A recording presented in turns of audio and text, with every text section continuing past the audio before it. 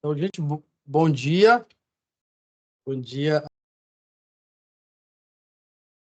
Hoje eu apresento um convidado ilustre, é do nosso tribunal, mas está emprestado aí, foi contratado pelo Conselho Nacional de Justiça, pelo presidente ministro Roberto Barroso, que é o nosso colega, um amigo querido, Rafael Leite Paulo, juiz federal aqui no TRF1, atualmente em auxílio à presidência do CNJ, tem um LLM que equivale a um mestrado no Brasil na Harvard Law School, nos Estados Unidos, bacharel em Ciências Sociais e Jurídicas pela Universidade Federal da Paraíba, especialista em Direito Público pela Universidade de Potiguar, foi premiado na categoria Juiz Individual no 5º Prêmio Conciliar é Legal do CNJ e recebeu premiação no concurso Robotização e Poder Judiciário promovido pela AJUF e Ibrajus por uma iniciativa desenvolvida na 5ª Vara Federal do Amazonas,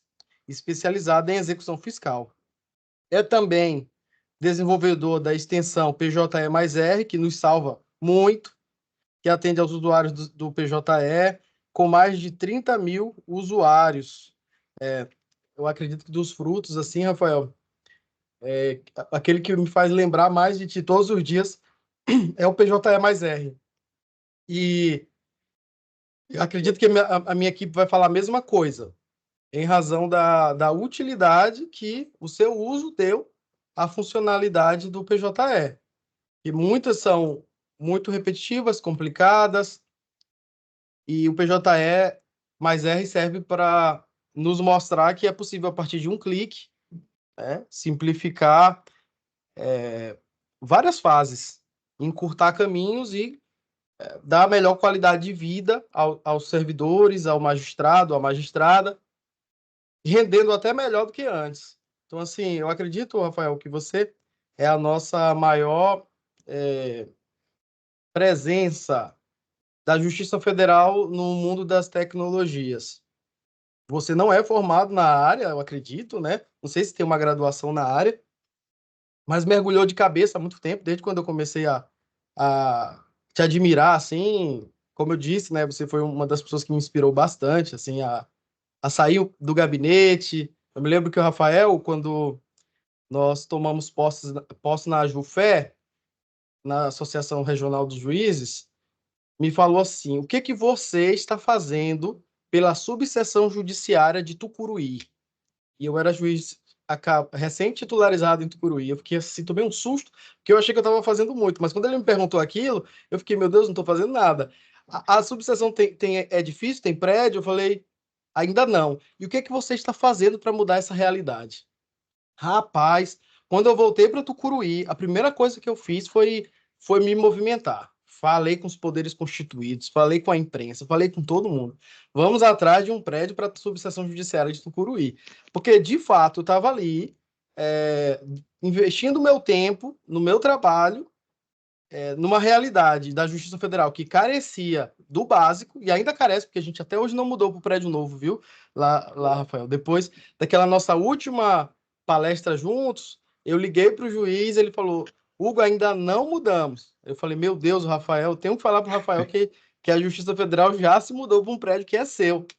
Mas assim, e depois desse cutucão, né, como a doutora Daniele falou nas primeiras aulas do curso, dessa técnica nudge, assim, de dar um empurrãozinho para frente, eu acho que eu comecei a pensar em todas as linhas de trabalho como gestor, em como dar esses empurrõezinhos em mim mesmo, na minha equipe, né, no jurisdicionado, no advogado, em todo o sistema que é aderente à Justiça Federal. E assim, eu dou graças a Deus por ter te conhecido naquele momento e como que a sua presença na minha vida mudou minha vida, assim, sinceramente. Então, é um testemunho pessoal que não cabe assim muito ao curso, que é um curso impessoal, nem tanto, talvez, mas é isso. Então, eu dou a palavra ao convidado ilustre, Rafael Leite Paulo. Obrigado, Hugo. Eu vou lhe dizer que eu adoro esse relato que você me faz, até porque eu acho que eu desenvolvo muito por necessidade, é muito pautado em inovação, mas é muito a mesma vontade que me levou à magistratura, é muito a vontade que me levou para a parte de gestão, esse foco em inovação e desenvolvimento, é esse contato com as pessoas e fazer com que todos nós estejamos inovando nas nossas áreas. Achei o curso tá com estrutura sensacional, essa parte, essa visão de essa gestão judicial 360, que já traz implícito isso de a gente tentar olhar os temas por todos os ângulos possíveis, então, tratar das questões com as mais diversas perspectivas. E eu gosto do relato que você me traz, porque eu acho que o foco principal das minhas palestras não é nem muito mostrar o que é que eu fiz especificamente, é mais dizer, olha, o que eu fiz é para você olhar e dizer, pô, posso fazer a mesma coisa. Então, e tem coisa que só você pode fazer, eu não posso fazer por você porque eu não estou no lugar onde você está. E aí é qualquer lugar em que qualquer um que esteja aqui conosco está. Então, tem coisa que a gente precisa passar o espírito de inovar, de ter um foco em gestão, buscar todos os ângulos e efetivamente mudar o serviço que a gente presta, porque nós somos os mais habilitados a resolver aquilo que está sobre a nossa atribuição, a nossa competência naquele dado momento. Então, fico feliz demais pelo relato, agradeço o convite, é um tema que eu gosto demais de falar, e pode contar comigo sempre que necessário. Eu vou trazer para todos que estão aqui conosco acompanhando, talvez algumas pílulazinhas de inspiração. Eu gosto muito de passar esse espírito de inovação, então ele pode ser aplicado desde as nossas atividades específicas, individuais, até a mudança da estrutura organizacional que a gente tem. E isso depende, no final do dia de cada um que está aqui conosco, escutando, e as medidas que vão ser efetivamente adotadas. Eu coloquei um conteúdo, talvez esteja... Eu tenho... Vão ser 3 horas de apresentação. Eu coloquei um intervalo no meio do caminho.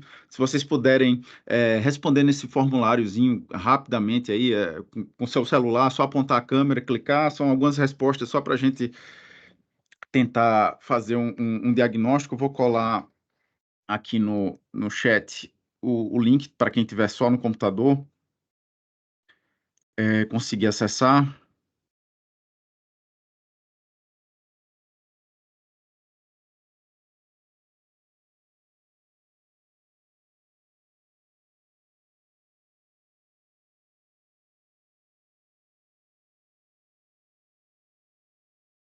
Mas o foco hoje, a grande missão que foi me dada foi tratar sobre inovação e as tecnologias que estão sendo aplicadas no Conselho Nacional de Justiça.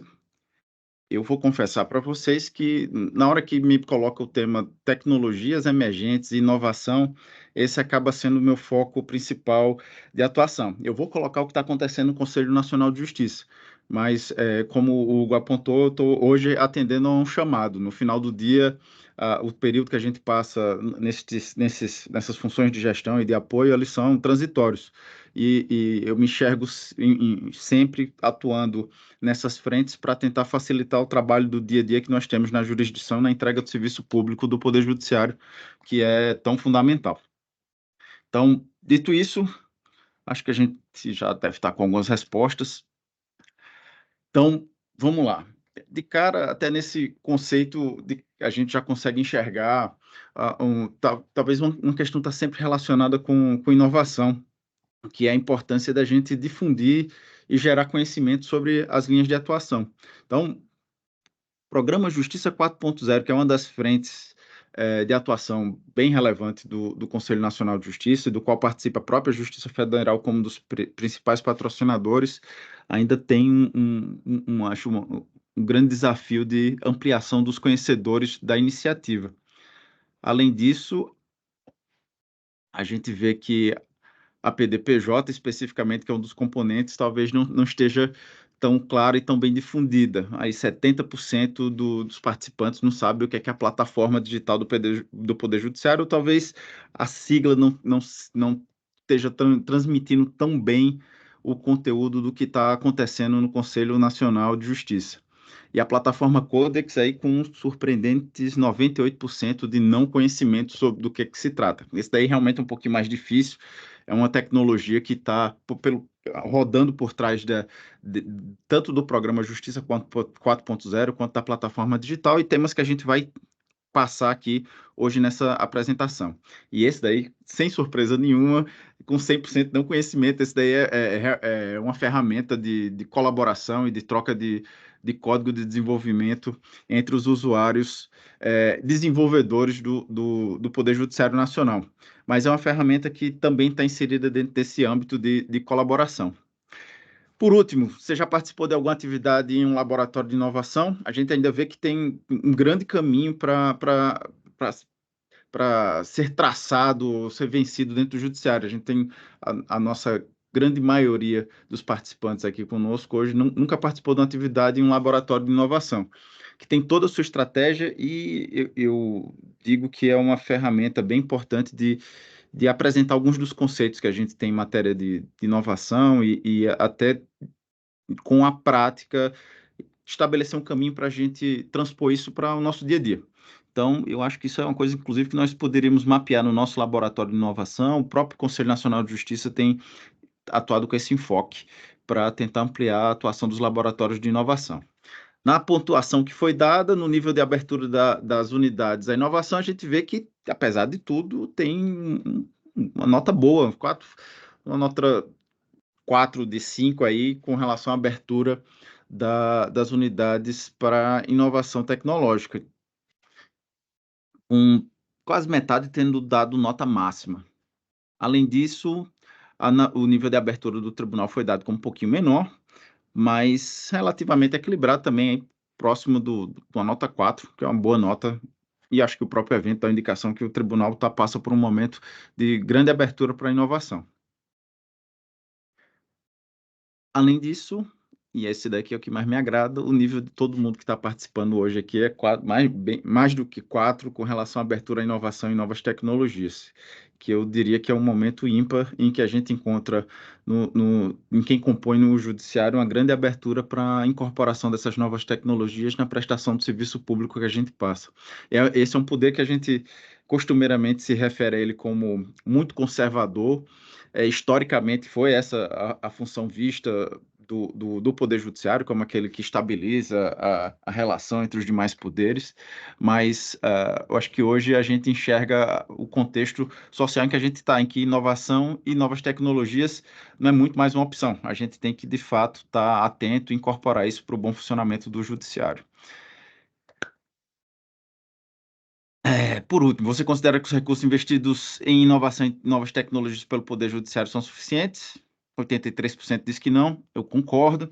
O programa Justiça 4.0, que foi a primeira pergunta, é uma dessas ferramentas que tem tentado equilibrar essa dinâmica, e eu acho que as informações de abertura precisam começar a refletir isso. A gente precisa, de fato, ter um foco em investimento em inovação e novas tecnologias para a gente assegurar que o Poder Judiciário está preparado para os desafios do século XXI.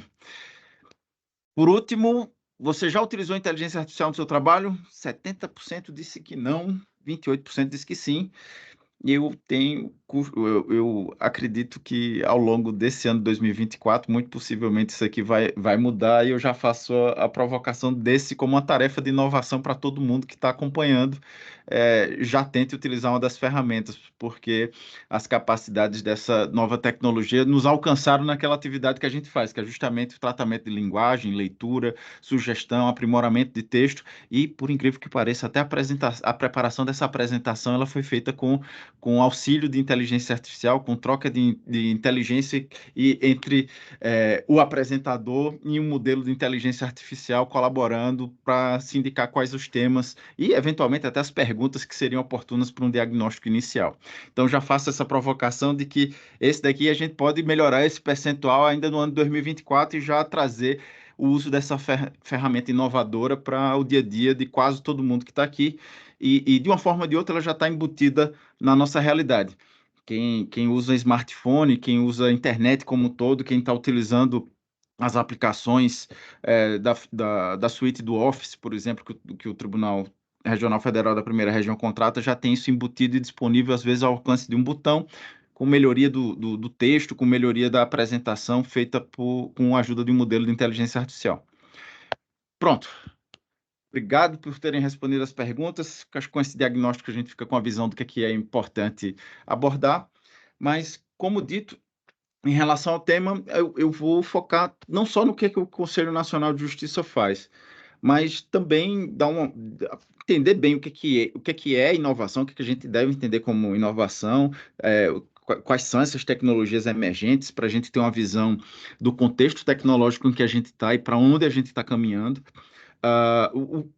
Naquela visão de trazer ferramentas também para o nosso dia a dia, para as nossas unidades judiciais, que é o grande mérito e enfoque desse evento que está sendo realizado pela ESMAF, a gente abordar algumas questões relacionadas a como fomentar um ambiente inovador dentro das unidades judiciais ou dentro do nosso próprio dia a dia, na nossa relação com os colegas de trabalho, como é que a gente pode fomentar essa ideia, essa visão de inovação para garantir que o nosso ambiente fica cada vez melhor e a qualidade do serviço aumenta.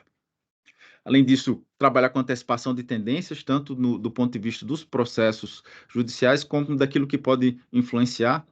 O intuito é que a gente aborde algumas questões relacionadas a como se preparar minimamente para esse contexto tecnológico cada vez mais rápido em que a gente está inserido. Trazer algumas questões relacionadas à adaptabilidade organizacional, o que é que a gente precisa para resolver aquela questão do baixo percentual de reconhecimento de investimento em pesquisa e desenvolvimento, o que é que a gente pode fazer para ter um ambiente mais propício, não só como tribunal, mas também como unidades judiciais, administrativas, nos nossos setores, em relação aos nossos processos, como é que a gente pode ser mais adaptado à mudança. Por último, como é que a gente estabelece uma cultura de flexibilidade e aprendizado? Esse é o sumário da primeira parte, e num segundo momento a gente vai ingressar numa discussão de gestão de acervo e como utilizar essas novas tecnologias que estão disponíveis e são disponibilizadas pelo Conselho Nacional de Justiça para trazer essa inovação e melhoria na nossa atuação na atividade fim. Então vamos lá. Conceitos de inovação e tecnologias emergentes. A gente vai passar dentro dessa visão tanto por uma definição inicial, quanto pelos tipos de inovação. Vamos dar uma olhada no contexto tecnológico que a gente está inserido e, por último, o impacto que elas têm no judiciário. Então, dentro de definição de inovação, a gente tem que a inovação é a implementação de um produto novo ou significativamente melhorado, ou um processo, ou um novo método de marketing, no nosso caso de comunicação social, ou um novo método organizacional nas práticas de negócio, na organização do local de trabalho ou nas relações externas.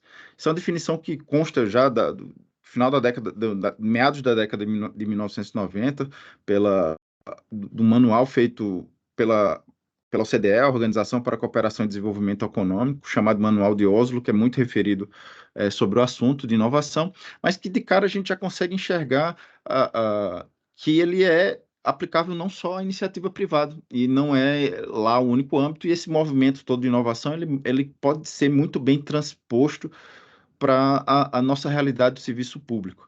E acho que boa parte da minha atuação está sempre relacionada a dizer o grande foco de inovação, onde se precisa muito de inovação, é em matéria de prestação de serviço público, com todas as dificuldades, limitações que nós temos, com todas as obrigações legais, controles internos e externos a que estamos submetidos, o grande hub de inovação continua sendo e precisa ser o setor público. Então, lendo até essa definição na perspectiva do serviço público, então a gente vê que inovação é a implementação de um serviço público novo ou significativamente melhorado. Então, toda vez que eu presto um serviço público de forma melhor, eu estou inovando.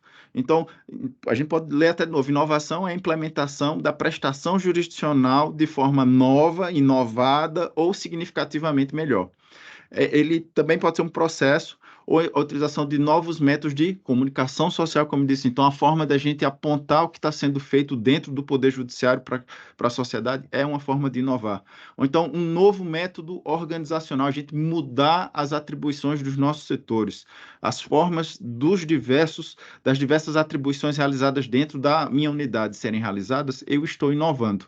Então, essa prática, essa mudança das práticas, das estruturas, ou estabelecer uma maior flexibilidade, basicamente estar inovando no nosso dia a dia. Então, eu inovo dentro do serviço público com essa visão que é muito similar do setor privado e não está lá restrito, então só ela, a própria definição que é mais utilizada pelo mercado é algo que é facilmente transposto para a nossa realidade. Além disso, falando de tecnologias emergentes ou tecnologias inovadoras, são aquelas tecnologias recentes nas quais o investimento em pesquisa continua a ocorrer a fim de obter implementações melhores ou completamente novas. São tecnologias que têm o potencial para criar uma nova indústria ou transformar uma existente. E dentro desse âmbito, o grande ponto de conexão que nós temos com essas tecnologias inovadoras e emergentes, e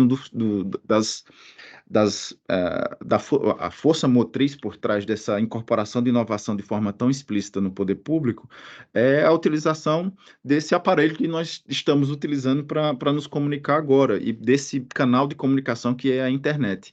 Então, a utilização de microcomputadores, de microprocessadores, de serviços em rede, da conexão por meio da internet, é a tecnologia inovadora e emergente que é a base da prestação jurisdicional hoje.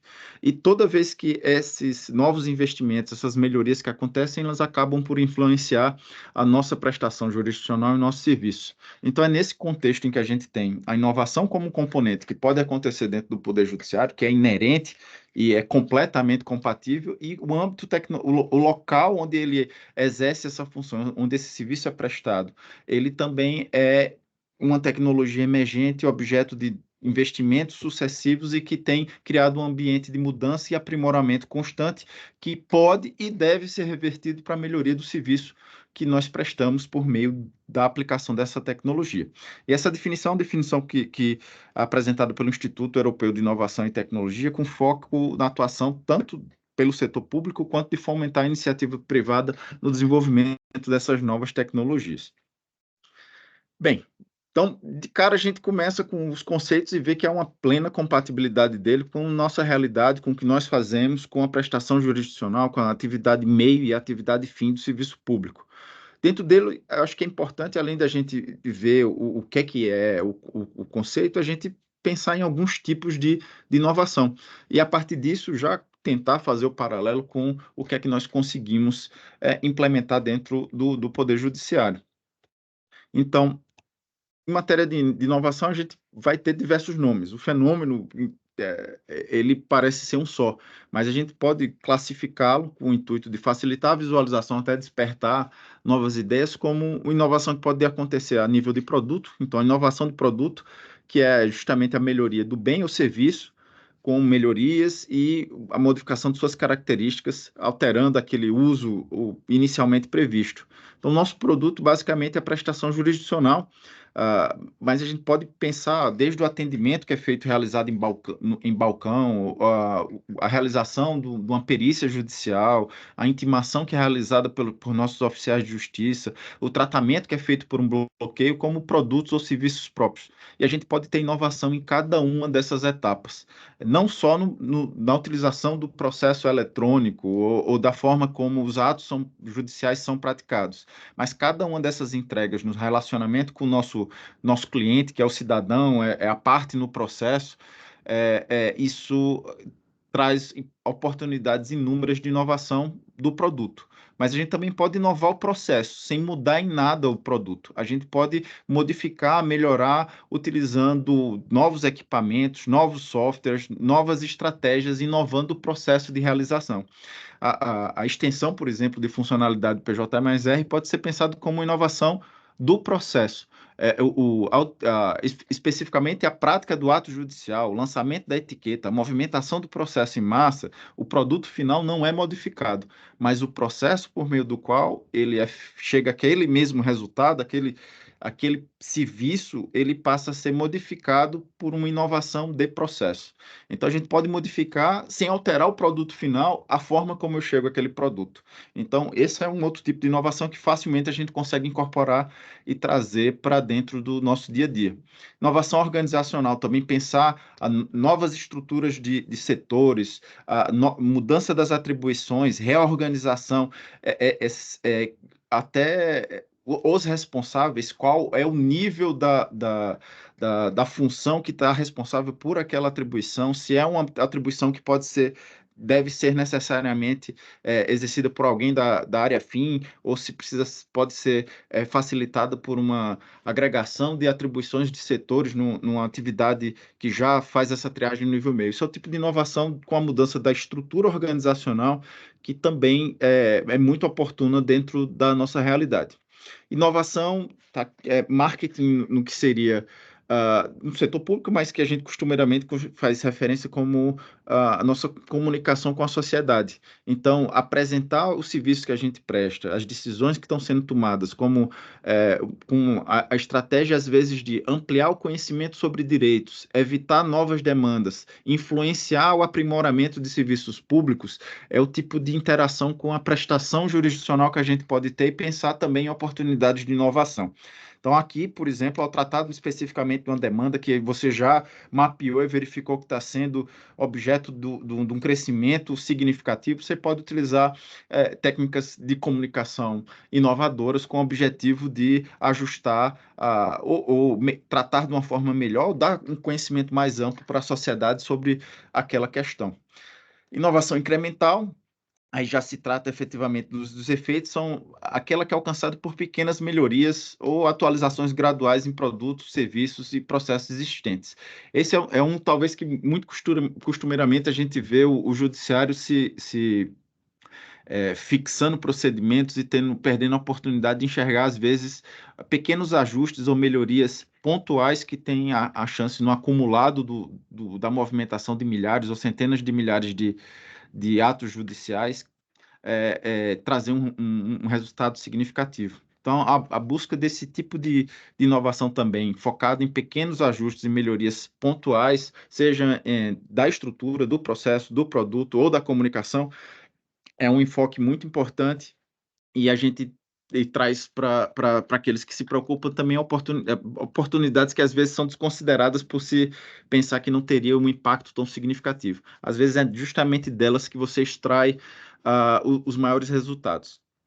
E aí já, em outra ponta, a gente teria aquelas inovações já disruptivas que criam mudanças bem significativas, com toda uma nova perspectiva que tem uma chance maior de gerar resistência à modificação, mas que às vezes, por ser importante, devem ser patrocinadas. Na mesma linha, essas inovações com relação aos efeitos chamadas de radicais, que com frequência geram resistência, mas que nós, sem sombra de dúvidas, devemos buscar e patrocinar também dentro do judiciário. A inovação arquitetural se alinha muito com a organizacional, mas a ideia é que a gente possa estabelecer uma nova configuração ou arquitetura dos nossos setores, funcionando de forma conjunta, por exemplo, em momentos oportunos. E a gente também pode falar dessa inovação do modelo de negócios, estabelecendo em vez de usualmente o judiciário funcionar apenas como o órgão que é provocado, a gente utilizar os demandantes como a fonte de solução dos nossos problemas. A título de exemplo, a gente pode pensar nos negócios processuais que são sugeridos como ferramentas de inovação em matéria de execução fiscal. A gente tem alguns exemplos com a Fazenda Pública aceitando desistir de algumas demandas que ela já sabe que tem um percentual baixo de solução. E veja bem, a gente está inovando no modelo de negócio, em vez de a gente tratar apenas a perspectiva de o judiciário ser aquele que fica passivo e dando a resposta após ser provocado, a gente modifica o nosso relacionamento e provoca que a solução parta e seja construída de quem tem o interesse na solução e ele abra a mão para facilitar a entrega do produto principal que lhe interessa. Então, esse tipo de possibilidade de inovação na forma como a gente estabelece o funcionamento do judiciário com relação aos seus atores também é um espaço bem oportuno que a gente tem exemplos de sucesso, inclusive na primeira região.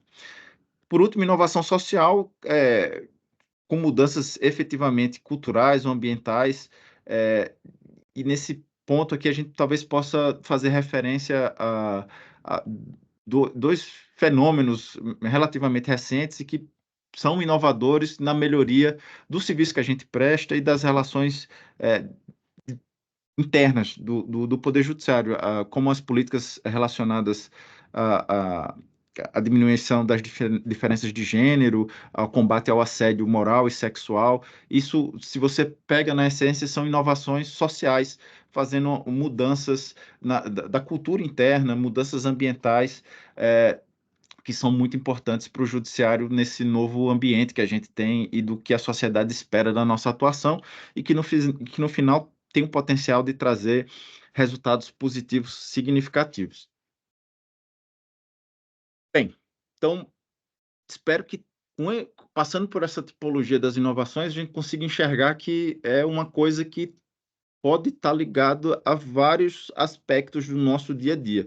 Tem oportunidade para interagir de ponta a ponta, desde o ato judicial à forma como eu me relaciono com um colega de trabalho, desde do bloqueio que é realizado por meio de um sistema de processo eletrônico a efetivamente a definição da nova estrutura de cargos e quem ocupa as funções de chefia. Então, isso deixa muito claro que a oportunidade de enxergar o que precisa ser feito está ao alcance da sua mão. É o que você realmente enxerga. E para pegar o gancho do evento, é essa visão 360, você conseguir enxergar os diversos ângulos e identificar as oportunidades para inovar. Bem, vamos passar agora para trabalhar dentro desse contexto de que eu tenho inovação em vários aspectos e está tudo disponível, qual o contexto tecnológico que está inserido, influenciando essas novas oportunidades, essas novas ferramentas. E aqui eu vou pegar para trazer para vocês uma apresentação recente que eu fiz sobre as novas tecnologias e o judiciário do século XXI, especificamente a parte do contexto tecnológico, para a gente poder enxergar em que a gente está inserido, o que é que está acontecendo à nossa volta. Então, que novas tecnologias são essas que estão influenciando a forma de agir do Poder Judiciário e que passam a ser definidoras desse ambiente de inovação e de funcionamento nosso no dia a dia e dos próprios serviços que o Conselho Nacional de Justiça tem trazido. Então, a gente recebeu do século XX algumas novas tecnologias que se estabeleceram no início do século XXI de forma muito clara, trazendo o ambiente tecnológico e social onde a gente tem prestado jurisdição. Então, deles eu destaco a telefonia celular, e as datas que estão mais ou menos de quando ela se estabiliza, não quando ela foi inventada, ela se estabelecendo como um padrão incorporado no dia a dia da sociedade, com um percentual significativo e o caminho onde ele realmente se coloca como o padrão de comunicação. Então, telefonia celular, em 1991, já se estabelece com esse perfil, influenciando o caminho da sociedade que ela seguiria dali para frente. A internet de banda larga também, a partir lá de meados da década de 1990, GPS da mesma forma, apesar de serem tecnologias inventadas mais remotamente, nessas datas que eles começam a ter um impacto social significativo. Também, em meados da década de 1990, a gente tem o comércio eletrônico surgindo e já com as primeiras transações. Talvez boa parte de quem esteja aqui não tenha feito uma compra naquela época, mas já era uma coisa viável, já se ouvia, já se sabia, pelo menos de ouvir dizer os sites que estavam acontecendo. E a gente tem, por exemplo, a Amazon surgindo nessa mesma época já como indicação de que iria ser o gigante que efetivamente é hoje. Além disso, a gente tem as ferramentas de busca nesse mesmo contexto tecnológico e a ferramenta de busca aqui como indicativo desse potencial gigantesco de dados, disponibilidade de informação que a internet traz e começa a possibilitar. Então, a gente passa a ter como principal fonte de pesquisa e de informação, com o auxílio dessa ferramenta de busca, a própria internet, não mais uma enciclopédia, um livro, uma biblioteca estanque, parada, que não é atualizada. Também nesse período, lá no final do século XX, que a gente tem o início das mensagens instantâneas. Dentro do contexto do judiciário, o que é que isso reflete do ponto de vista de inovação? Também no final da década final do século XX, durante a década de 90, que a gente vê o processo de informatização do judiciário. Então, começam as máquinas de escrever ser substituídas por computadores. Já no final da década, a gente vê uma pressão para que cada servidor tenha efetivamente o seu computador, já tem sistemas estabelecidos de controle de movimentação processual, já quase não existem mais as fichas de controle de movimentação do processo. Então, a gente vê a tecnologia evoluindo e efetivamente isso implicando numa mudança do próprio judiciário. Então, a inovação interna do judiciário se alinhando com as inovações de uso de tecnológicas que há fora. No começo do século XXI, a gente já começa a enxergar uma ampla distribuição de computadores pessoais. Talvez tenha sido nesse período que as pessoas começam a ter computador em sua casa. Várias pessoas na mesma rua começam a ter computador, notebook. Isso passa a ser mais ponto comum. Lá na década de 90, às vezes era um computador, dois por bairro. E no início dos anos 2000, a gente começa a ter quase toda casa com um computador, com impressora, por um motivo ou por outro. É, claro, com as pessoas com mais dificuldades financeiras demora bem mais, mas a distribuição da utilização dessa nova tecnologia é bem expressiva. Também vem Wi-Fi, o início da disponibilização de conteúdo digital, com músicas digitais, filmes digitais, e o início das redes sociais. Dentro do Poder Judiciário, o que é que essa nova leva tecnológica começa a trazer de mudança, de inovação dentro da prestação de serviço público? A gente passa a ter o processamento eletrônico de processos digitais. Como os computadores pessoais estão efetivamente presentes, e aí não é cada servidor tem seu computador, é cada servidor, cada estagiário começa a ter acesso efetivo como requisito do trabalho a um computador pessoal. Isso possibilita o processamento eletrônico, não é só mais o registro de movimentações dentro dos processos. Isso dentro do início do século XXI, nos anos 2000. A partir de 2010, a gente começa a efetivamente ver uma nova levante. Aí não são mais computadores pessoais, são smartphones dentro do bolso das pessoas que começam a se estabelecer como efetivamente uma possibilidade de comunicação, acesso à internet, troca de mensagens instantâneas. A gente também começa a enxergar a computação em nuvem e tem início uma tecnologia que é o embrião da inteligência artificial, que é o aprendizado de máquina. Lembrando, a inteligência artificial vem desde do século XX, desde 1950, os primeiros estudos, mas aqui a gente tem uma mudança significativa. É o que alguns falam onde começa a sair do inverno da inteligência artificial e o aprendizado de máquina começa a ter publicações bem significativas lá em 2013, gerando a base dessa evolução que a gente está assistindo hoje. Além disso, não mais conteúdo digital tão somente. A gente passa a ter o streaming. É você clicar numa música e começar a ouvir, é clicar num vídeo e começar a assistir. Não mais aquela lógica de ter que baixar um arquivo, salvar num lugar para poder ter acesso ao conteúdo digital. Efetivamente, é streaming possibilitado pela velocidade mais alta disponível dentro da internet. E aí, nesse período, não é mais só processamento eletrônico de feitos. Dentro do judiciário, a gente começa a ver efetivamente um movimento pela digitalização e transformação digital da justiça. A gente quer que tudo seja processo administrativo, processo judicial, todo eletrônico, com informação digital, facilmente acessível em qualquer lugar, com mais de uma pessoa acessando aquela informação. Então, mais uma vez, o âmbito tecnológico dos anos 2010 se revertendo em mudança e inovação dentro do serviço judicial.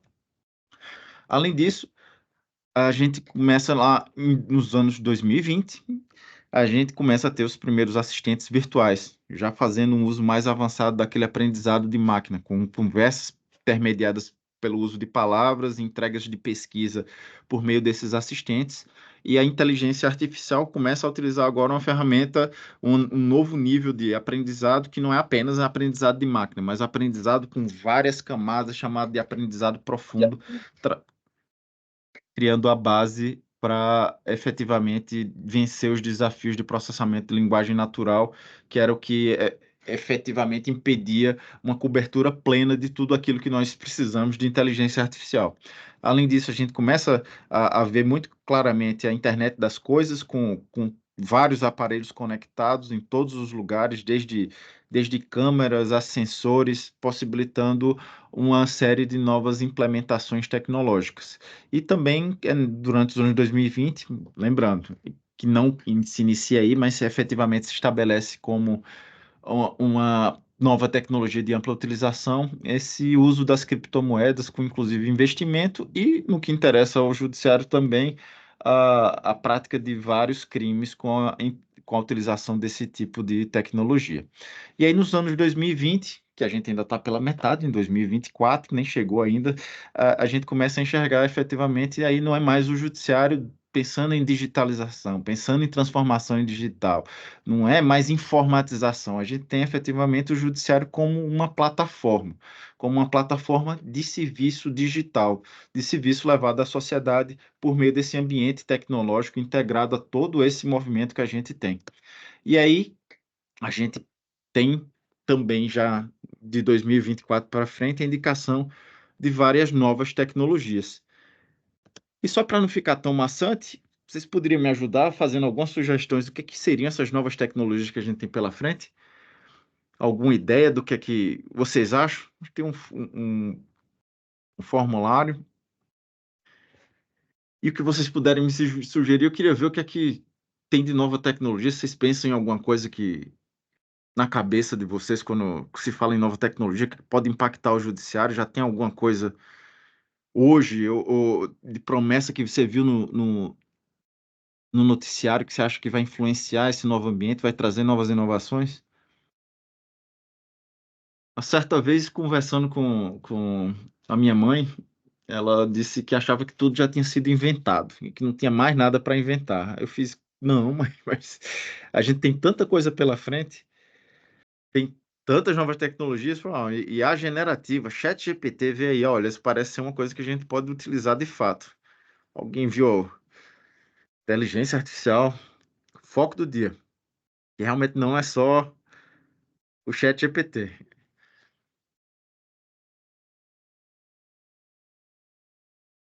Alguém viu alguma tecnologia estranha recentemente?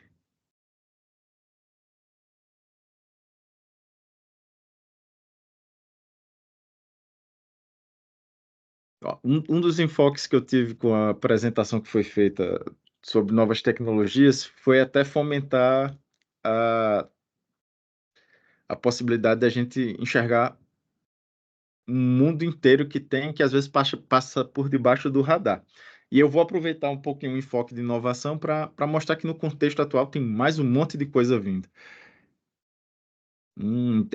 Automação, restrições patrimoniais robóticas, atendimento, análise processual feita de forma automática, processadores quânticos. Opa, alguém tá na crista da onda aí no acompanhamento. A gente tem tido melhorias significativas com relação à computação quântica. Ainda é uma promessa pelos cálculos aí para uns 5 ou 10 anos, quem sabe com a inteligência artificial nos auxiliando.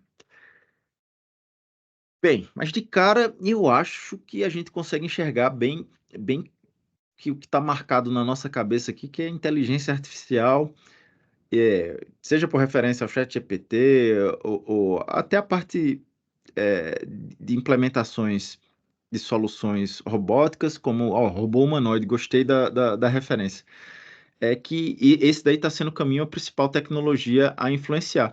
Eu vou aproveitar essa parte de inovação e, como não poderia ser diferente, vou trazer para vocês talvez uma visão de um monte de outra coisa que tem um potencial de influenciar a nossa atuação no judiciário, que talvez a gente possa começar a mapear, ou quem sabe já começou até a atuar em alguns dos nossos processos judiciais com o tema, e que é interessante na hora de se pensar em inovação, a ter isso mapeado. Agradeço, pessoal, pelas respostas e vamos lá. O que é que tem de novas tecnologias? De cara, eu faço referência a esse livro chamado Logo Logo, da Kelly Weinersmith e do Zach Weinersmith. Eles têm uma publicação que faz uma tirinha de quadrinho chamado Saturday Morning Breakfast Cereal, muito interessante, que trata faz comédia com publicações científicas e com método científico como todo, eles entram naquela categoria de divulgadores de ciência que eu gosto muito e que faz parte das possibilidades que essas novas tecnologias é facilitar o acesso a novos desenvolvimentos.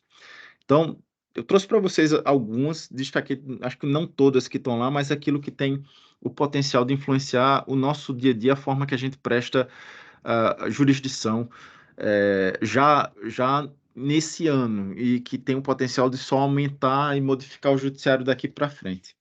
Então vamos lá. O que é que tem dessas novas tecnologias que estão vindo pela frente? De cara, acesso barato ao espaço e internet de órbita baixa. Não sei se quem está aqui já ouviu falar do Starlink, mas isso é uma nova tecnologia que faz com que os satélites eles orbitem a torno de 500 quilômetros de altura, que em matéria de órbita de satélite é bem próximo, e faz uma entrega significativa de acesso à internet em todos os pontos do mundo. E especificamente o Brasil já está com 100% de cobertura. E você pode pensar, mas tá, qual a importância disso? De cara, isso traz para o judiciário a certeza de que o caminho que foi escolhido de fazer a prestação jurisdicional por meio do uso da internet para tentar chegar a toda a população foi a escolha correta. Então, essa inovação, ela deixa claro que até quem a gente pensava que não conseguiria alcançar por meio da internet, nós conseguimos. E por muito tempo a gente teve uma discussão dentro do Poder Judiciário de exclusão digital, das dificuldades de acesso do excluído digital, mas tem sido objeto eu sempre que possível faço essa divulgação, tive inclusive uma apresentação pela SMAF junto com o Hugo, tratando do tema dos acessos, os postos de acesso digital à internet está sendo feito, implantado pelo TRF1, são indicação disso. Então, essa nova tecnologia já é um fato que garante que a gente vai conseguir levar acesso à jurisdição de forma digital a qualquer lugar do mundo, e que esse acesso digital, que é a grande surpresa que o século XXI trouxe, é mais barato do que vencer as barreiras físicas e materiais. Então, para o nosso jurisdicionado, por conta dessa nova tecnologia, é mais fácil ele conseguir algum acesso à internet em algum lugar, mesmo que seja numa tribo isolada, numa vila ribeirinha, 3 dias de viagem da cidade mais próxima, ele vai conseguir ter acesso à internet e participar da prática de um ato judicial. Então, essa nova tecnologia de cara trouxe esse novo estado da nosso uso e da interação do Poder Judiciário, que traz diversas oportunidades para inovação e melhoria do acesso dos jurisdicionados que a gente nunca conseguiu alcançar.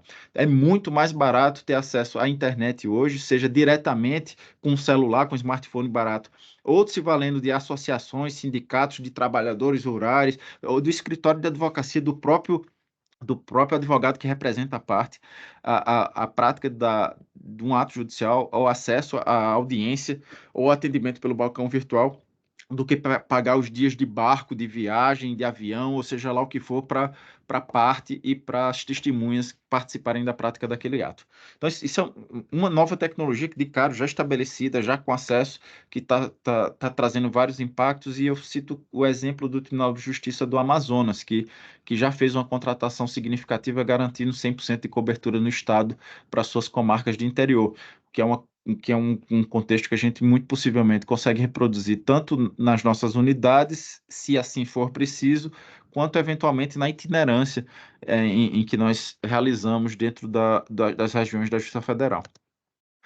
Então vamos lá. Além disso, energias alternativas e armazenamento de energia. Essa é uma outra frente que tem assegurado que o caminho do processo eletrônico e da utilização da prestação jurisdicional de forma digital está alinhado com a evolução, então o custo é mais barato. Nós tivemos várias seccionais com a implantação de energias alternativas e a utilização do armazenamento de energia, que traz também desafios próprios, inclusive do ponto de vista de eventuais demandas judiciais relacionadas ao tema, garantindo acesso a esse tipo de energia alternativa, até os incentivos fiscais que devem ser discutidos, e o armazenamento que ele permite hoje ser discutido, garantindo que ela funcione de forma ininterrupta durante o dia, durante a noite. E essa aqui entra na parte da inovação, inclusive social, porque é o tipo de modificação ambiental dos custos da própria presença da Justiça Federal ah, nas cidades em que são atendidas por meio do barateamento que essas novas energias permitem. Então, essa é uma que está se estabelecendo, já vem desde o do século passado, mas com uma redução de custo significativo, tanto a energia solar quanto a eólica, e o armazenamento de energia como um ponto de inovação e melhoria da nossa prestação jurisdicional. Como foi falado, a gente também tem uma nova onda de robotização. Eu gostei que foi feita referência aos robôs humanoides. Só para dar um contexto do que isso tem possibilitado, eu trouxe um vídeo mostrando a implantação do ChatGPT dentro de um robô humanoide, fazendo perguntas de forma verbal. Ele perguntou: "O que é que você está vendo?"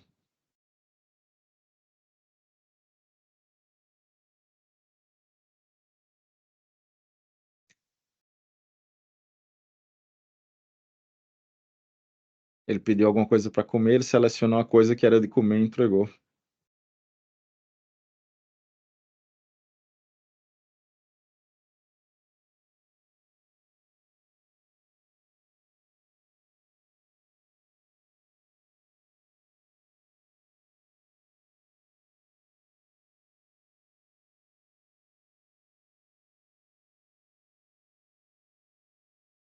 Agora ele pediu a explicação por que ele escolheu a maçã depois de pedido algo para comer. Eu vou dar uma pausa aqui, eu recomendo assistir. Esse daí é até interessante as recomendações de vídeo que vieram aqui embaixo. Não é o único robô humanoide, então essa é uma frente nova que gera questionamentos, inclusive das relações de trabalho, o tipo, a responsabilidade civil com relação à utilização dessa nova tecnologia.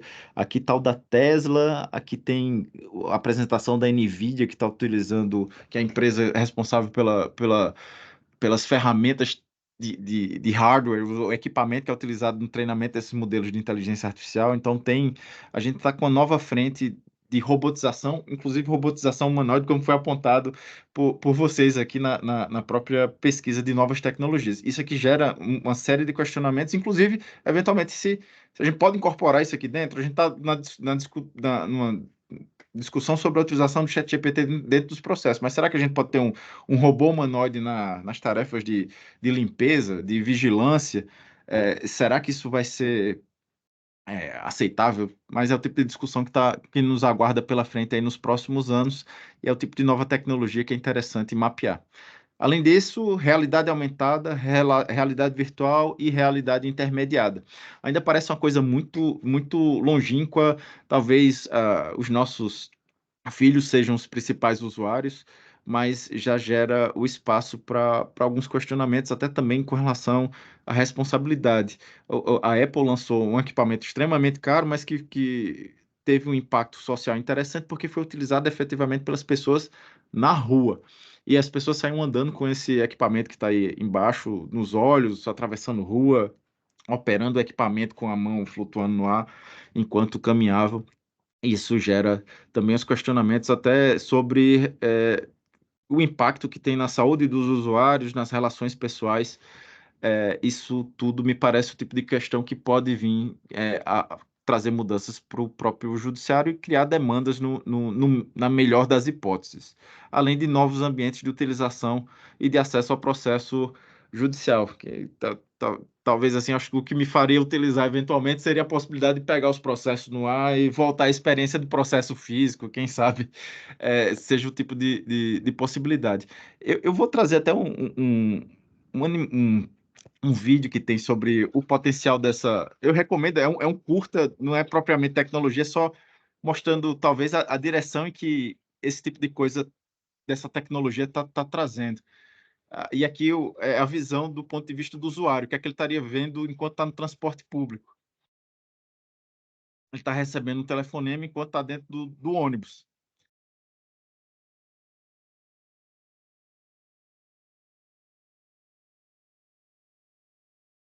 Deixa eu, só para a gente não ficar tempo demais, nesse outro trecho aqui seria a experiência com realidade aumentada. Você está vendo, essas janelinhas aí são as que estão trazidas pelos óculos para o dia a dia do usuário, que ele estaria vendo a fazer compras com recomendação, com anúncio, com a lista da feira carregando de forma automática. Esse curto é bem interessante, depois eu passo o link para quem tiver interesse. São 6 minutos, mas uma coisa interessante que acontece ele sofre um ataque tecnológico, então o hacker entra e desabilita a visão do mundo com a realidade aumentada. E aí o mundo, depois que o vírus entra, passa a ser só o que ela é antes e ele se sente bem excluído. É uma história bem interessante e passa a ser. Acho que a gente tem uma amostra grátis do que é isso para algumas pessoas que têm necessidade muito grande de utilizar o smartphone hoje em dia, já começa a sentir talvez um pouco disso de estar excluído e não estar tendo acesso a um monte de coisa quando está longe do seu smartphone, com acesso a redes sociais, trocas de mensagem, curtidas imediatas. Esse talvez a gente tenha um mundo pela frente em que essa realidade aumentada vai estar intermediando esse vindo interface com todas as interações que a gente tem. E aí gera os seus próprios questionamentos. Bem, numa parte mais, talvez, pelo menos que me deixa mais feliz do que essa não me deixa muito empolgado, a gente tem hoje já a possibilidade de biologia sintética e a gente já tem a criação de alguns organismos, tanto para tratamento de poluição, para a criação de medicamentos, e utilização na indústria, de forma sintética, efetivamente feita em laboratório. E aí a gente entra também, no mínimo, na discussão de responsabilidade civil pela utilização dessa tecnologia, mas eventualmente naquilo, principalmente relacionado à saúde, de buscas por se ter acesso ao tratamento e a utilização dessas novas ferramentas de forma ampla e patrocinada pelo poder público. Há uma outra frente específica que tem me causado especial atenção, a de uma nova tecnologia que sempre tem sido tratada até por nossa competência em matéria previdenciária. É a possibilidade de a gente ter, numa janela de tempo muito próximas, medicamentos que vão ampliar de forma expressiva a longevidade das pessoas, o que certamente vai causar um desequilíbrio atuarial no funcionamento da nossa previdência. Então, a gente tem, aqui eu trouxe como exemplo da indicação da evolução dessas novas tecnologias, uma primeira droga que foi utilizada para desacelerar o envelhecimento de cães. Essa dessa, mas cão é uma coisa, na verdade, esse é o primeiro teste que está sendo aprovado pelo FDA, o Food and Drugs Association lá dos Estados Unidos, para se testar um conceito que está mirando, não é em cães, é efetivamente em seres humanos. É a busca por desacelerar e aumentar a idade saudável do ser humano, para o máximo possível. E aí, inclusive, alguns sem limite específico. Né? Num contexto como esse, em que as pessoas ficam jovens por muito tempo, que é o conceito de se aposentar e parar efetivamente de trabalhar, parece uma coisa que talvez seja modificada nos próximos anos. E é o tipo de questão que certamente vai redundar na mudança da nossa jurisprudência previdenciária ou mesmo do próprio arcabouço legal. E a gente já vê alguns exemplos, a quantidade de pessoas com 65 anos ou mais trabalhando no mercado de trabalho, eu acho que é o volume mais expressivo, com várias pesquisas indicando essa modificação do ambiente social que a gente tem.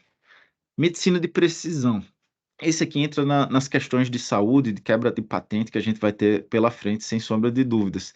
Mas acho que dois casos que eu sempre faço referência, ah, que foram muito divulgados, teve o caso da Angelina Jolie, que fez um tratamento preventivo por conta de um apontamento de chance de câncer, no estudo genético que ela fez. Então, esse é o caso da medicina que consegue ver a sua situação específica e calcular risco e recomendar procedimentos médicos, inclusive de evitar a ocorrência de certas enfermidades. Além disso, a gente também viu recentemente, inclusive com estudo no Brasil, do tratamento de câncer utilizando células chamadas CAR-T, que são treinadas efetivamente para reconhecer o câncer daquele indivíduo e dar uma chance maior de recuperação e de sobrevida para os pacientes. Porque me parece interessante, além de estar alinhado com o tema da longevidade que a gente tratou anteriormente, ou até a biologia sintética, a gente começa a ver a possibilidade de temas de saúde que vão eventualmente redundar no judiciário, com análise das patentes, da possibilidade de ampliação de acesso a esses tratamentos que muitas vezes são significativamente caros, e gera discussões que podem redundar na necessidade no chamamento da jurisdição. Então, a gente ter isso mapeado parece bem importante. A gente também teve recentemente a apresentação de um paciente, o primeiro paciente humano que utilizou um implante neural. criando uma interface cérebro-computador. Ele tem uma entrevista com ele bem interessante. É, tetraplégico, ele não tem movimento do pescoço para baixo e ele conseguiu operar o mouse utilizando simplesmente o pensamento com a implantação por meio de um robô. É um cirurgião robótico que faz um implante dos eletrodos dentro do cérebro do paciente e permite a utilização e o controle do computador. Parece também, a gente já tem estudos brasileiros, inclusive um cientista reconhecido na área, bastante influente, é brasileiro, mas acho que a empresa que tem sido apontada pela imprensa como mais inovadora é a Neuralink, e tem realizado esses implantes e fez esse avanço significativo com um paciente, conseguiu jogar e utilizar o computador por diversas horas. E o relato dele é bem comovente e parece ser o tipo de demanda, inclusive com relação ao acesso e financiamento público a esse tipo de nova tecnologia que a gente pode ter nos anos seguintes.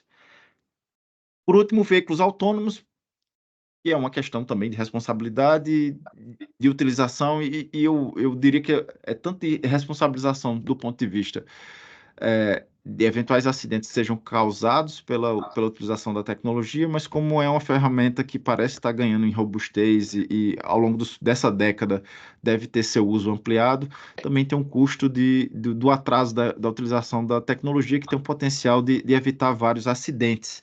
E parece que também até os anos 2030 vai se estabelecer como objeto de ocupação dentro do judiciário. Bem, e eu acho que com isso talvez eu tenha despertado o olhar de todos para algumas novas tecnologias que podem eventualmente vir a influenciar o judiciário, além do que a gente tradicionalmente tá vendo como é um impacto, como inteligência artificial e blockchain, a próprio uso da internet e acesso digital aos nossos serviços.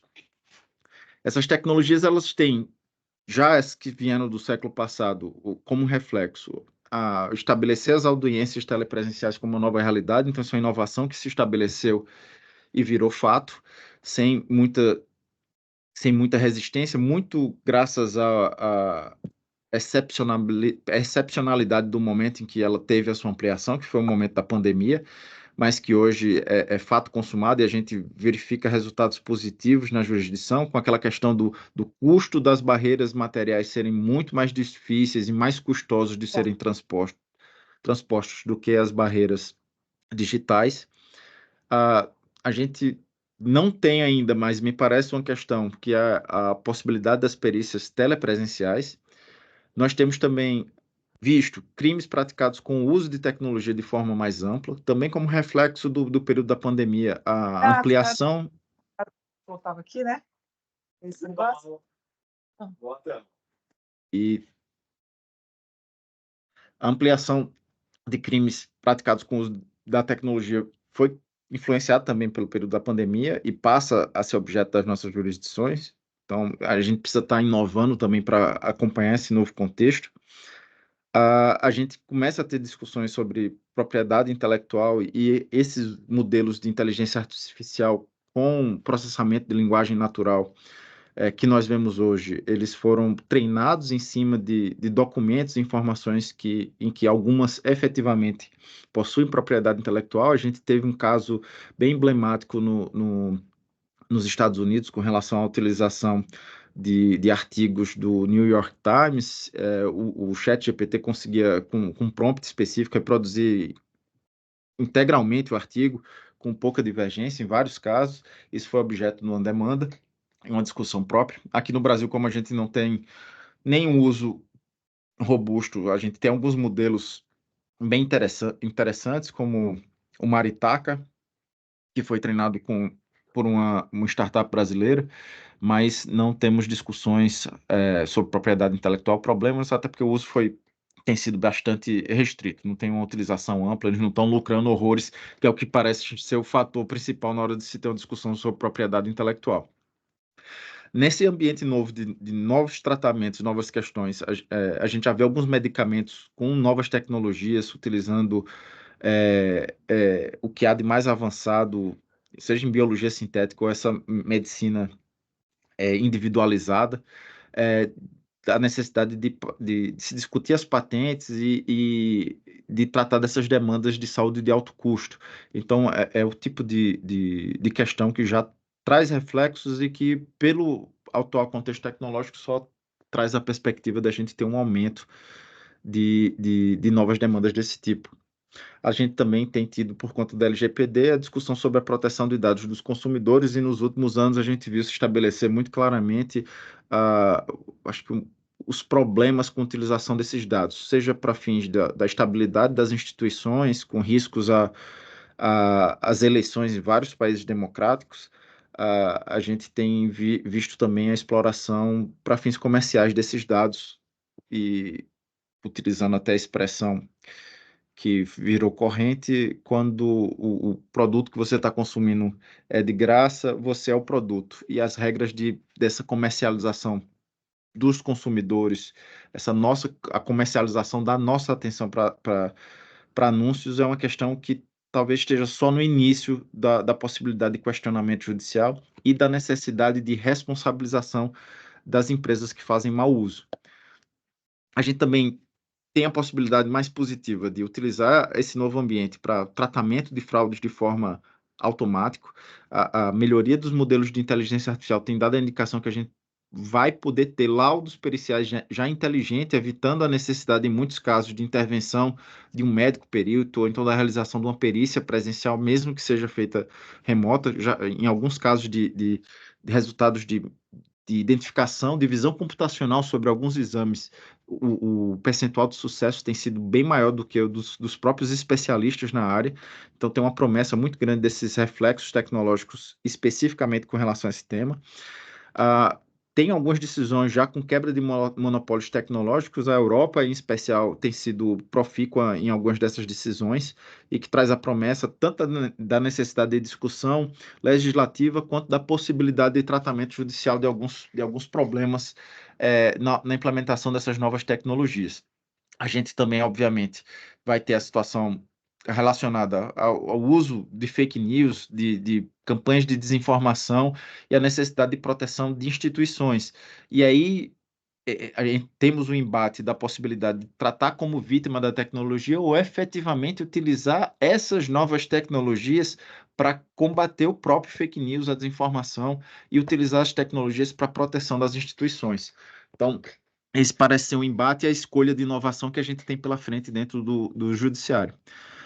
Um tema que ainda não é explorado, no meu entender, devidamente, mas entra até alinhado com a questão da utilização das informações do usuário, são esses os problemas de saúde induzidos por tecnologia. A gente vê percentuais de depressão, de alguns problemas mentais, como transtorno de déficit de atenção, potencializados por essas novas tecnologias, e talvez a gente precise ter uma discussão mais ampla, inclusive com a atenção do próprio judiciário, com relação a esse tratamento e responsabilização pelos problemas de saúde causados na exploração de determinados nichos tecnológicos. E também, acho que por último, como reflexo, um tema também que é pouco explorado, mas que eu acho que é interessante mapear, é tratar a possibilidade de algumas plataformas de serviço, de contratação e de trabalho se constituírem como um modelo mais moderno da servidão que a gente tinha durante a Idade Média, em que você fica submetido àquela plataforma como um servo na Idade Média ficava submetido ao Senhor da Terra, com vinculações, submissões que muitas vezes não se alinham com os preceitos da justiça. Isso me parece como um potencial de demandas e que é interessante de ser mapeado por quem atua dentro do judiciário. Como inteligência artificial foi o grande enfoque, eu acho que é bom também indicar esse outro livro chamado Algoritmos de Destruição em Massa, que traz algumas questões bem interessantes sobre o uso da tecnologia nesse espectro, especificamente da implementação de software, o potencial que ele tem de influenciar negativamente ou causando injustiça com relação às pessoas. Eu faço a referência ao livro Algoritmos de Destruição em Massa, de Keith O'Neill, que é muito interessante. E dele dá para a gente ter alguma indicação de reflexos negativos, especificamente da inteligência artificial, que é a possibilidade de reprodução massiva e generativa de peças, modelos, decisões. Isso tem um potencial que pode ser positivo, mas sem as devidas cautelas pode causar prejuízo, tanto para quem está utilizando, quanto para tá decidindo com base naquelas sugestões. Então, essas cautelas são bem importantes de serem adotadas tanto na entrada, então as petições que nós recebemos precisam ter essa perspectiva de que podem ter sido feitas com uso de IA, podem ter sido reproduzidas em massa e que a gente precisa fazer o tratamento adequado para destacar o que é que tem de peculiar naquelas situações para que a tecnologia efetivamente traga resultados positivos. Os próprios algoritmos podem trazer embutidos algumas situações de discriminação. O livro faz alguns relatos interessantes de algumas influências negativas que os dados podem causar nos resultados em relação a algumas das partes. Dentro do judiciário brasileiro, a gente não tem tido nenhum exemplo dessa situação. Acho que os problemas que nós temos que partem dos próprios dados para gerar discriminação são mais nebulosos e difíceis de você fazer as exclusões que acontecem em outros sistemas judiciais, mas há sempre a possibilidade, a gente precisa manter isso controlado. Uma outra questão é a transparência algorítmica. O que quer dizer isso? É a gente saber que os dados estão lá e como é que eles foram implementados e qual o resultado que tem vindo disso. É efetivamente conseguir enxergar minimamente dentro do processo de análise e tratamento das decisões que vêm das implementações tecnológicas do nosso dia a dia, especialmente inteligência artificial. Então, a necessidade de ter esse controle é bem importante. E a gente já vê, por exemplo, no Conselho Nacional de Justiça, com a plataforma digital do Poder Judiciário e com o programa Justiça 4.0, essa preocupação da gente ter acesso ao código e de conseguir enxergar o que é que vai estar sendo entregue em cada processo judicial. A gente viu lá a utilização de fake news e a desinformação está muito relacionado com a utilização de modelos de IA que falsificam a realidade, chamada de deepfake. E hoje em dia, boa parte desses modelos de IA generativa que conseguem atuar em diversas frentes, não só em texto, mas em vídeo, em imagem, também nascem embutidos já como uma ferramenta de falseamento da realidade. E a utilização massiva de IA também gera a possibilidade de manipulação, simulação e todo um novo momento para a possibilidade de você escolher qual é o local mais adequado para propor uma determinada ação judicial. Então, são preocupações que às vezes passam por debaixo do nosso radar, mas que esse novo nível de tecnologia traz várias possibilidades, algumas delas nocivas. Mas focando só no fechamento em algumas coisas mais positivas, o que é que essa IA e a provocação que eu fiz lá no começo de que é bom a gente começar a utilizar já trazem hoje. Tem um dos últimos testes que foi feito com esses modelos de linguagem massivos, os LLMs, um teste muito interessante chamado de agulha no palheiro. E o que é que ele quer dizer? Eles lançam uma massa de informações, então pega o limite de texto que ele tem, e uma frase dentro daquele texto é de um tema completamente diverso. E eles fazem aquela pergunta especificamente se o modelo conseguiu identificar no texto, por exemplo, uma receita de pizza no meio de um texto tratando de aplicação no direito penal brasileiro. E aí ele faz essa pergunta e consegue achar. Esses modelos de linguagem conseguem fazer isso que às vezes nós, seres humanos, não conseguimos fazer tão bem.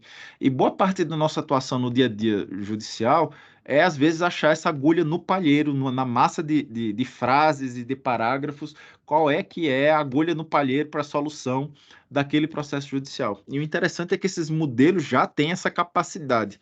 E tanto o Gemini, quanto o ChatGPT-4, o Gemini é do Google, o ChatGPT da OpenAI, tem uma capacidade excelente e consegue identificar tanto em áudio quanto em vídeo essas agulhas no palheiro com índice de acerto na casa de 99,7% lá, até com 1 milhão de tokens, eles têm essa possibilidade.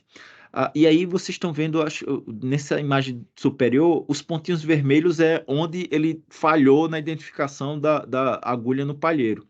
O de baixo hoje é o LLM, que é o atual campeão, que chama Claude 3 Opus, que ele é a versão 3 do Claude, nessa versão com maior número de parâmetros. Parâmetro é a quantidade de neurônio que ele tem na cabeça para fazer um paralelo que facilita a compreensão.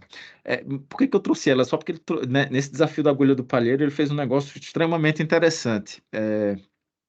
Ele não só achou a agulha no palheiro e disse, não, de acordo com a frase tal do texto, a receita da pizza é esse, para manter o paralelo com a receita de pizza. Mas ele fez. Mas eu acredito que essa frase foi inserida de forma deliberada para me testar, porque ela não tem relação com o tema do restante do texto. Então, além de ter achado a agulha no palheiro, ele conseguiu ver a inconsistência da frase com o tema geral de todo o texto, o que é um nível de capacidade, eu acho que maior do que quase todos nós aqui, porque quem lendo 1 milhão de palavras vai manter a boa vontade de ainda tirar uma gracinha dessa depois do texto. Vai dizer, pô, cara, tá de maldade, esse texto aqui não trata de receita de pizza, não tem nada a ver. A gente desistiria provavelmente no terceiro parágrafo. Mas esses modelos hoje têm essa habilidade sensacional. Daí a importância da gente estar inovando, incorporando essas novas tecnologias para dentro do judiciário. Além disso, a gente tem já a promessa com várias implementações de agentes virtuais. Então, lembrem do robozinho que a gente apareceu. Aquilo é um agente físico, real. É um robô humanoide que está atuando no mundo real. Mas a gente consegue criar agentes virtuais que seriam como pessoas com determinadas tarefas para utilizar na realização, na análise de processo. Então, a gente pode criar um agente virtual para fazer a leitura de todas as petições que entraram e fazer a classificação, e ele funciona como um ser humano fazendo aquela leitura, criando um resumo ou triando para as tarefas que você apontar, e você pode chamar 1, 10, 100 agentes virtuais para lhe auxiliar com essas determinadas tarefas. Isso é tecnologia que já tem implementação atual e que passa a ser possível. Tem inclusive um exemplo de desenvolvedores que montaram toda uma empresa com base nisso. Então, criou o setor de RH, criou a equipe de desenvolvedores, criou a publicidade e cria as demandas e as demandas vão passando pelos setores e esses agentes virtuais vão desempenhando as diversas tarefas. Então, isso é o nível tecnológico que a gente está e o tipo de solução que é ir atrás que a gente pode incorporar dentro do próprio judiciário. Além disso, a gente viu medicina individualizada de precisão, mas a gente traz com esse nível atual da inteligência artificial a possibilidade de um tratamento individualizado, mais humanizado até. Então, é pegar os nossos modelos, eventualmente, sobre determinada temática, e conseguir, com maior nível de precisão, fazer o ajuste àquela discussão específica do processo. A gente tem por primado pela replicação das decisões judiciais para garantir a estabilidade, uma maior segurança jurídica. Mas os modelos hoje, eles permitem que a gente tenha um maior nível de consistência com aquela discussão específica do processo. E isso é o estado atual da inteligência artificial. Como eu falei, perícias por inteligência artificial já passam a ser uma possibilidade, principalmente com a parte de visão computacional, com análise de exames, mas até do próprio contexto da indicação das enfermidades, a gente pode verificar se há correlação entre elas, fazendo referência à doutrina mais atualizada que é aplicada na medicina. Então, isso também já é uma promessa que o nível tecnológico atual já é compatível. E, por último, a própria questão da utilização de linguagem simples e a humanização dos nossos atos judiciais. A inteligência artificial, eu faço até a recomendação para quem está no percentual que não utilizou. Tiver algum assunto, algum tema que não, talvez até na apresentação que fiz, pô, que não entendi foi nada. O que o Rafael falou lá não faz sentido, não sei nem que danado é aquilo. Ó, o conceito que ele deu de biologia sintética, eu não sei qual a relevância que aquilo pode ter no judiciário. Você entra no modelo de inteligência artificial, aí você pode ir no ChatGPT, no Gemini do Google ou no Claude da Anthropic, faz lá a solicitação disso. Você poderia explicar para mim o que é biologia sintética, como se estivesse explicando para uma criança de 5 anos, e ele vai lhe fazer a explicação mais simples possível daquele tema para você poder ter uma concepção inicial. E o que isso dá indicação para a gente?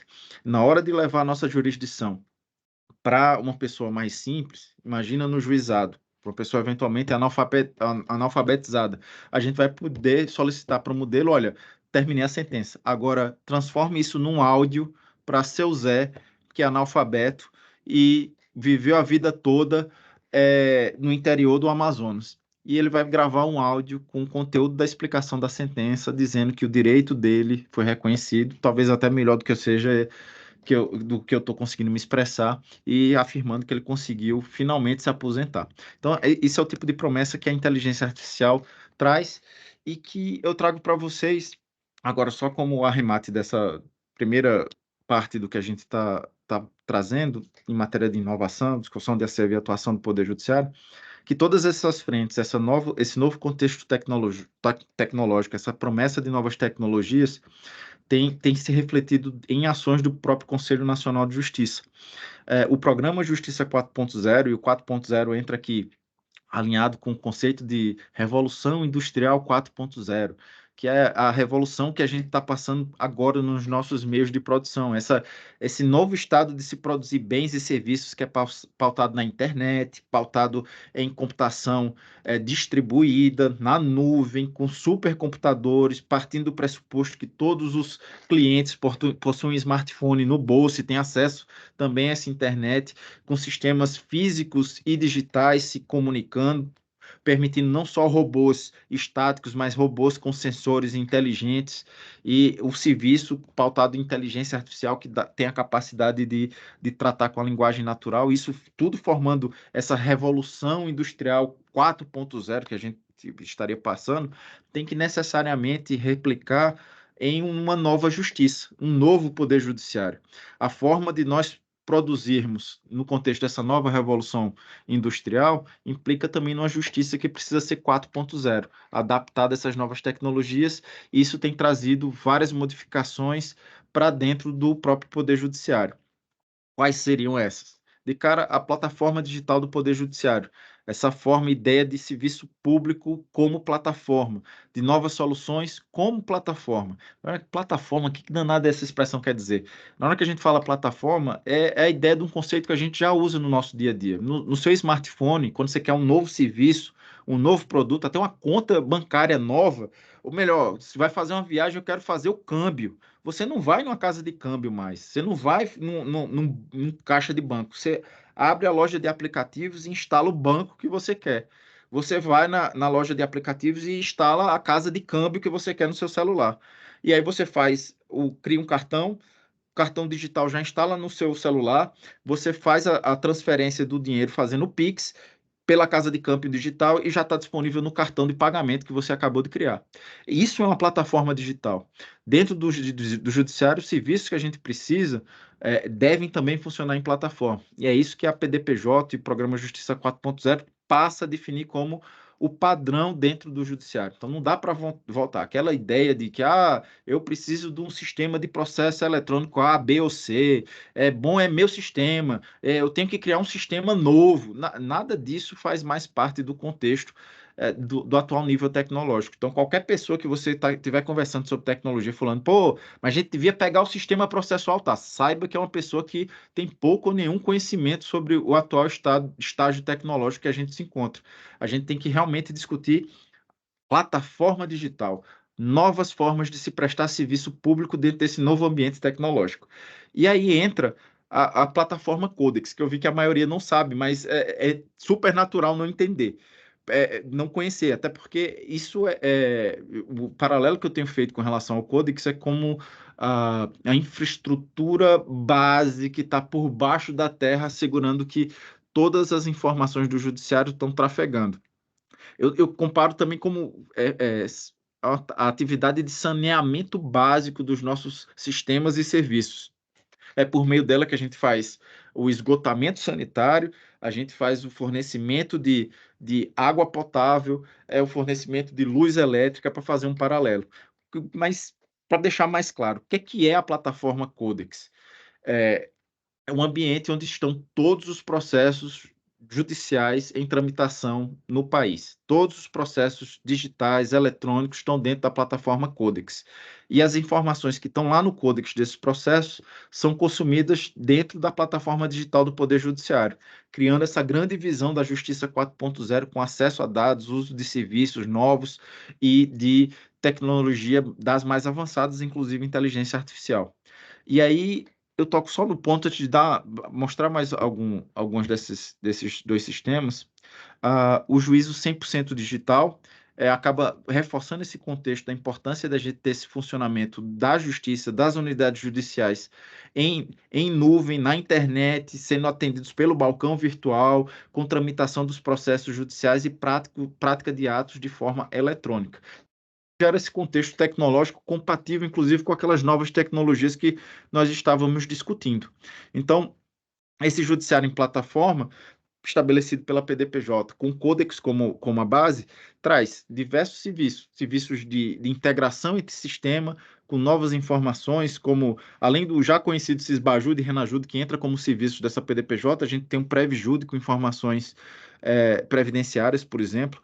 A gente tem os serviços que estão fazendo a integração, então o Codex com dado de todos os sistemas processuais, todos os processos em tramitação do país, e serviço de integração com acesso unificado. Então, hoje, quando a gente acessa o PJE e clica no ícone da PDPJ, a gente já cai acessando e logando essas informações por meio do serviço de integração.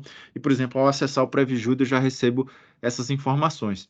Mas não isso, tem serviços outros que são disponibilizados dentro dessa plataforma digital do Poder Judiciário, como o Jump, o CEU, o Mandamos, o Sistema Nacional de Gestão de Bens e diversos outros produtos que são disponibilizados por meio desse acesso e dessa infraestrutura que conecta tudo.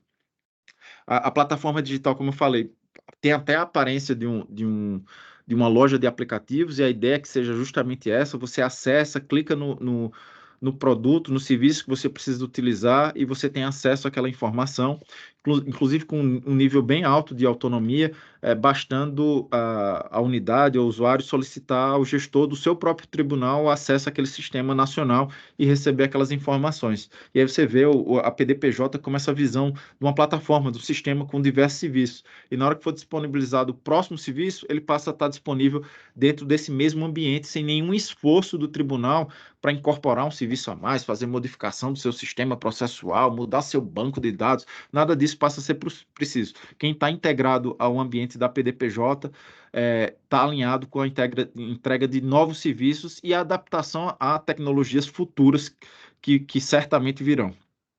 O Codex, só para dar uma visão do contexto, então, eu falei todos os processos em tramitação do país.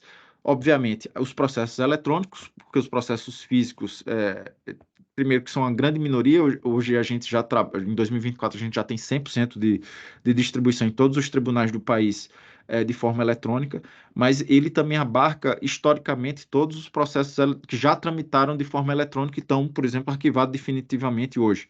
Então, a situação atual do Codex são 237 milhões de processos, tem 412 milhões de pessoas cadastradas, certamente algumas duplicidades, especialmente com relação a pessoas jurídicas.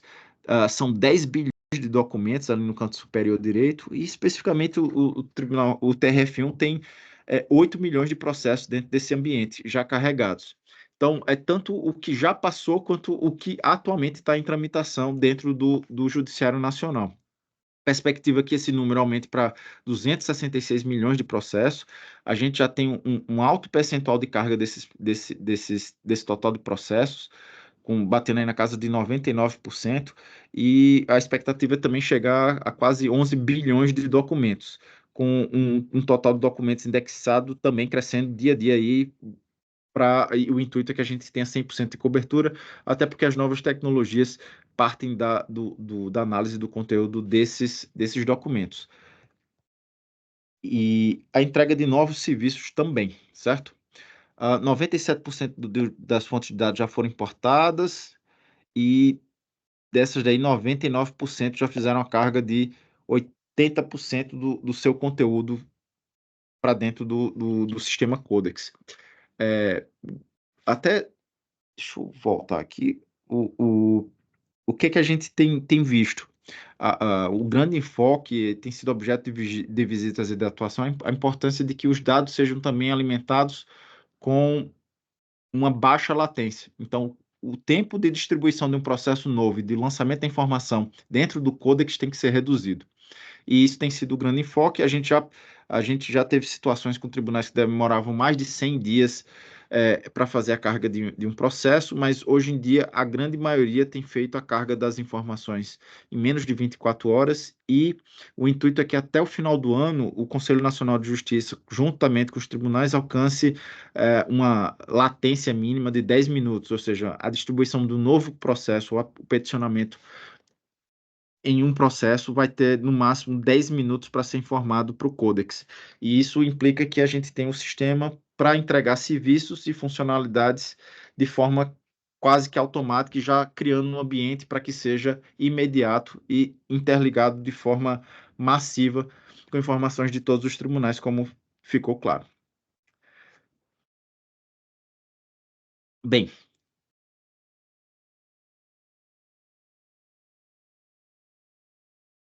importância, nesse contexto, qual a importância da inovação no judiciário? A gente precisa tanto já modernizar os serviços que nós temos, então um foco, por exemplo, essa diminuição da latência efetivamente é inovação, é modernização dos serviços dentro desse novo ambiente tecnológico que nós temos. É também um imperativo do aumento da eficiência e da produtividade. A gente só consegue pensar em dar conta da massa de 84 milhões de processos que nós temos em tramitação hoje no país, efetivamente utilizando essas novas tecnologias.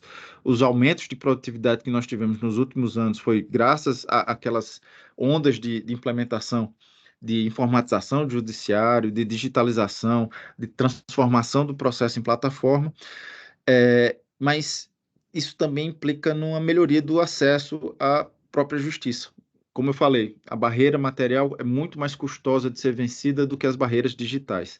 E essa possibilidade de nós vencermos e ampliarmos o acesso à justiça de forma efetiva e barata é efetivamente com essa inovação. Além disso, é o que assegura transparência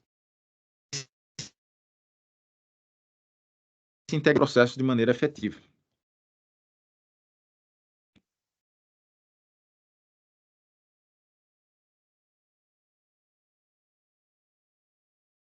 Pessoal, eu acho.